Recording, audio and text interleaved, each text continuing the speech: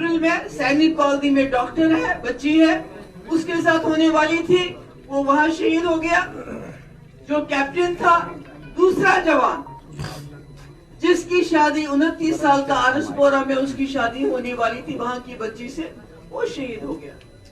इससे थोड़ा पीछे चले जाइए, अभी 1 हफ्ता 10 दिन पहले कठुआ में एक 25 साल के नौजवान को, वो एक मक्खन दीन की बात नहीं है, वहां आतंक मचा हुआ है, मिलिटेंसी के नाम पे लोगों को तंग किया जाता है। हालांकि वहां मिलिटेंसी नहीं है, मिलिटेंसी कश्मीर में आप कह सकते हो, राजौरी में कह सकते हो, पुंछ में कह सकते हो, मगर कठुआ में मिलिटेंसी का मैंने अजीब तमाशा सुना है। हाँ, मिलिटेंसी है।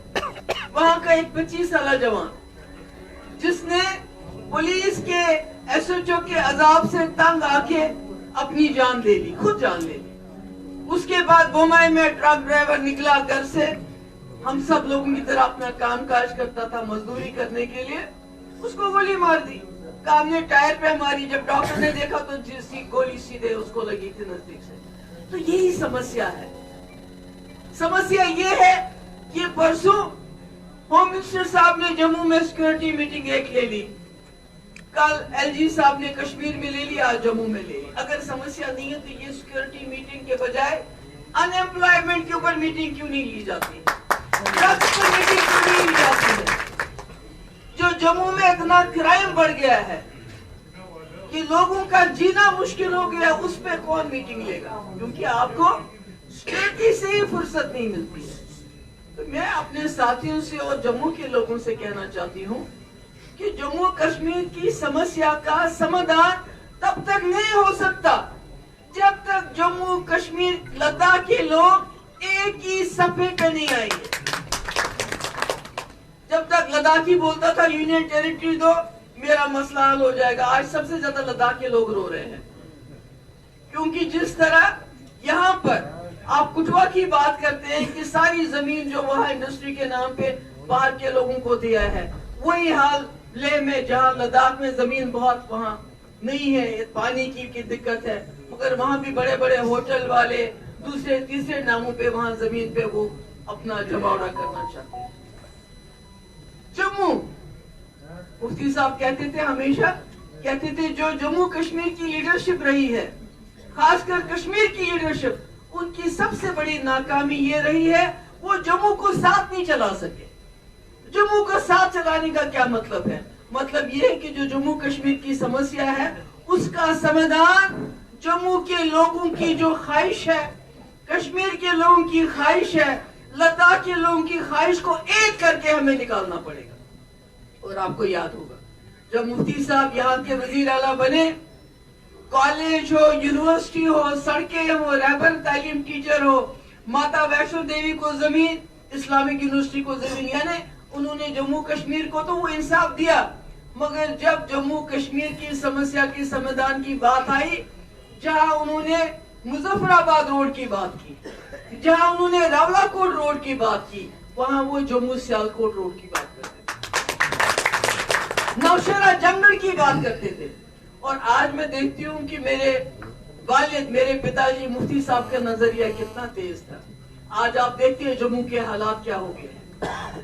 यहाँ की रेत बाजरी बाहर, यहाँ का कोई जो भी आपका यहाँ कंस्ट्रक्शन का काम है, ठेकेदार बाहर के, शराब पीने वाले जम्मू के ठेकेदार बाहर के, बाजरी बाहर जाती है, इंडस्ट्री आपकी बाहर के, काम करने वाले लोग बाहर के। तो जम्मू के पास क्या रहा? अब तो ट्रेन पूरा सीधे जा रही है, क्या रहा?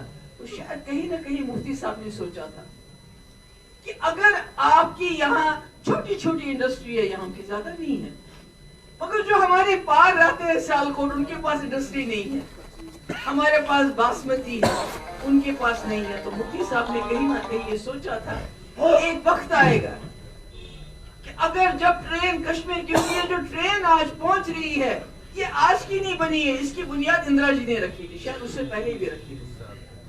हाँ, इंदिरा जी के टाइम में, बहुत पुरानी है। तो शायद मुफ्ती साहब को ये ख्याल था कि अगर जम्मू को बाईपास करके सब कुछ होता है, तो जम्मू का अपना बाजार होना चाहिए, अपनी मंडी होनी चाहिए, और वो मंडी शायद पार बन जाए, हमारी बासमती जाए, वहां से पैसा आ जाए, हमारी जो यहाँ छोटी छोटी इंडस्ट्री है उसके पुर्जे बाहर चले जाए, वहां से पैसा आ जाए। तो ये तो जम्मू वालों को सोचना चाहिए था कि मुफ्ती साहब जब हमें जम्मू सियालकोट की बात करते हैं, खोलो, क्यों कहते हैं? हमें क्या चाहिए? हमें वहां से कारोबार चाहिए। अभी तो आपको बिल्कुल बाईपास करके सब कुछ हो रहा है।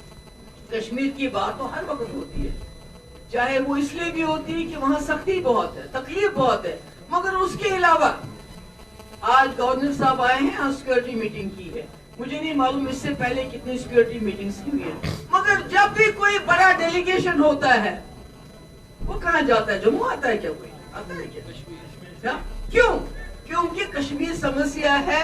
इनको मालूम है हमने 370 का जो हमारा सुरक्षा कवच था, यहाँ के डोगरे का, कश्मीरी का, गुज्जर का, पहाड़ी का, सरदार का, उसने हमारी जमीन को हमारे लिए बचाया। वो हमारी नौकरियों का हमारे लिए बचाता था, वो हमारी जबान को हमारे लिए बचाता था।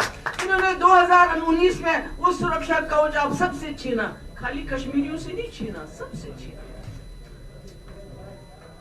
तो ये सब करके इन्होंने आज मुझे बताइए, वही मैं कह रही थी कि इनको पता है कि हमने 370 हटा के कोई मसला हल नहीं किया, कोई समाधान नहीं ढूंढा, बल्कि आज जब कश्मीर में पता हिलता है तो अमित शाह जी को दिल्ली में मीटिंग बुलानी पड़ती है। ऐसा कभी नहीं होता, कुछ भी होता है मीटिंग बुलाओ सिक्योरिटी की। क्यों? क्योंकि उनके दिल में चोर है, डर है कि जो हमने जम्मू कश्मीर के साथ किया, लोग खुश नहीं है, लोग नाराज हैं, एक लावा बन रहा है, ये कभी भी फट सकता है। मगर इनको क्या चाहिए? इनको वोट चाहिए। इनको 370 बेच के अब 370 से भी दिल भर गया है। मंदिर मस्जिद, अब जहां भी कहीं मस्जिद देखते हैं उसको तोड़ते हैं, अब उससे भी दिल भर गया। अब कहते हैं वक्फ ले आओ, वक्फ बिल ले आओ। मेरा ये कहने का मकसद ये है कि जम्मू के लोगों को ये समझना होगा कि जो कश्मीर की समस्या है वो खाली कश्मीर की समस्या नहीं है, वो हम सब की समस्या है। और उसका समाधान तब तक नहीं हो सकता जब तक जम्मू कश्मीर के लोग एक सोच न रखे। हमने तो कभी, वाजपेयी जी ने कभी कहा क्या कि कश्मीर को मैं पाकिस्तान को दूंगा? उन्होंने कहा मैं दोस्ती करने के लिए तैयार हूँ, समस्या का समाधान ढूंढने के लिए तैयार हूँ। इसलिए जम्मू के लोगों को हम कहते हैं, हम ये नहीं कहते कि कश्मीर उठा के वहां दे दो, नहीं, हम कहते हैं हमारे रास्ते खोल दो, उस पे कारोबार। अभी देखो, आपको अमृतसर से सामान आता है जो पार से आता है, अगर 10 रुपए का होता है तो आपको 30 रुपए में मिल जाता है। तो यहाँ से क्यों ना आए, सियालकोट से क्यों ना आए? मेरे जम्मू के किसान की बासमती वहां क्यों ना चली जाए? मेरे जो जम्मू का छोटा मोटा जो कारखाने वाला छोटी छोटी चीजें बनाता है, उसका मार्केट तो वहां है, क्योंकि वो तो कुछ भी नहीं बनाते। वो तो सुई से लेके हवाई जहाज जो है पार वालों के पास बाहर से आता है, पर हम तो सब बनाते हैं, वो तो हमारा खुद बनाते हैं, हमें खुशी है। मगर बाजार कहाँ है, मंडी कहाँ है जम्मू के लिए जो ये चीजें खरीदे? अगर कोई मंडी है तो वो शराब है, पिलाओ, जितना हो सके पिलाओ। ड्रग इस वक्त इतना चल रहा है, इतना क्राइम बढ़ गया है जम्मू में। जो कठुआ में हुआ वो क्यों हुआ? क्योंकि पुलिस के एक ऐसा तबका है, सारे पुलिस वाले खराब नहीं है। मुझे आज भी याद है, मैंने कठुआ का केस सीबीआई को नहीं दिया, क्योंकि मुझे अपनी पुलिस पे ज्यादा भरोसा था, और हमारी पुलिस ने उन लोगों को सलाखों तक पहुंचा दिया। आज भी पुलिस फोर्स हमारी बहुत अच्छी है, जिन्होंने बड़ा काम किया, मुश्किल वक्त में काम किया। जाला, रमेश जाला, कश्मीरी पंडित जो उसको हेड करता था। मगर कुछ ऐसे लोग हैं जो पैसे के लिए कुछ भी कर सकते हैं। जो जम्मू में क्राइम बढ़ रहा है, रोज दिन दहाड़े डाके पड़ते हैं, कत्ल होते हैं, कोई पकड़ा गया? किसी को पकड़ा जाता है? नहीं। तो मेरा ये कहने का मकसद है आप सबके, जम्मू के अपने साथियों से, मैं आपको बार बार सलाम करना चाहता हूँ, खासकर जो हमारे हिंदू लोग यहाँ के सरदार लोग हैं, क्योंकि आपका इस माहौल में पीडीपी के साथ चलना कोई आसान नहीं। मगर अगर आप लोगों को समझाएंगे कि जो पीडीपी जमात है ये वाहिद जमात है जिसके लोगों को मजहब के नाम पे हम बांटते नहीं है, रीजन के नाम पे बांटते नहीं। जब मुफ्ती साहब आए तो उन्होंने इंसाफ किया, जब मैं आई मैंने इंसाफ किया, मैंने कोई दोगली पॉलिसी नहीं चलाई। मगर आज मेरा ये कहना है जम्मू के लोगों को कि سب سے زیادہ بربادی جو میں دیکھتی ہوں اگر 2019 کے بعد کہی ہوئی تو جموں کے لوگوں کی ہوئی.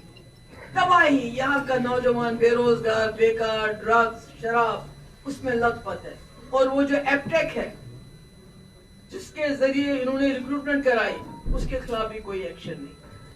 ہر چیز میں جموں اس وقت پس رہا ہے اور آگے اگر اسی طرح حالات رہے تو خدا نہ خواستہ جموں کے حالات اور خراب ہو جائیں.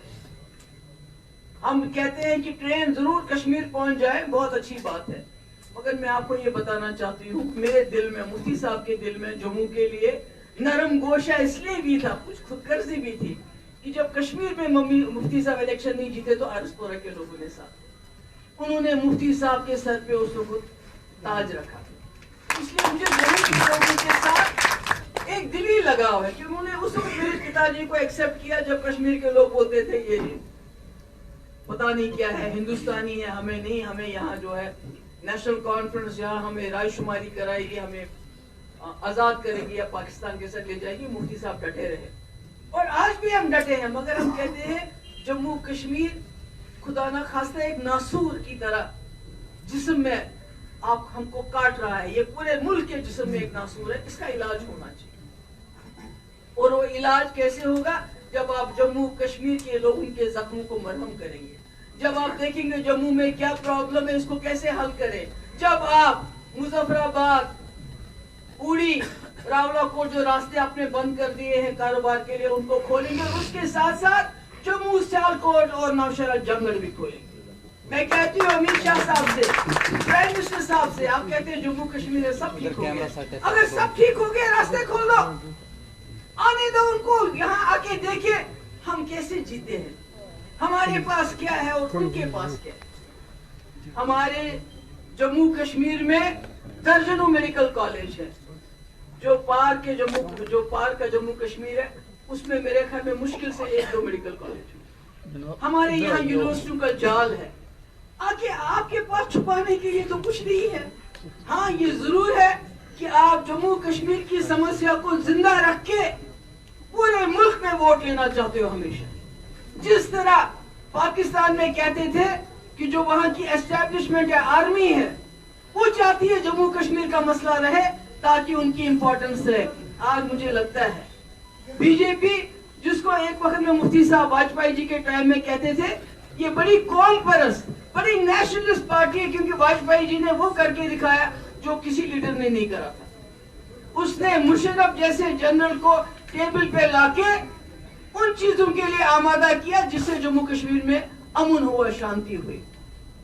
تو وہی میں کہتی ہوں کہ اگر اب پاکستان کے لیے آرمی لیڈرشپ کو سوٹ کرتا ہے جموں کشمیر کا مسئلہ, تو مجھے لگتا ہے کہیں نہ کہیں شاید بی جے پی کو بھی یہ راس آ گیا ہے کہ آج یہاں بلاسٹ ہو, یہاں کوئی شہید ہو, وہاں گولی چلے, وہاں کہیں شہید ہو, تاکہ وہ ملک کے اندر ہندو مسلم کرنے میں زیادہ کامیاب ہو جائے. تو اس لیے میں امید کرتی ہوں اپنے ساتھیوں سے, یا ہمارے سینئر جنرل سیکرٹری بھی ہیں, ایڈیشنل جنرل, آپ نے ناصر صاحب کو بولنے کا موقع نہیں دیا, مجھے بڑا برا لگا کیونکہ سب بولے اور ان کو بولنے کا موقع نہیں ملا.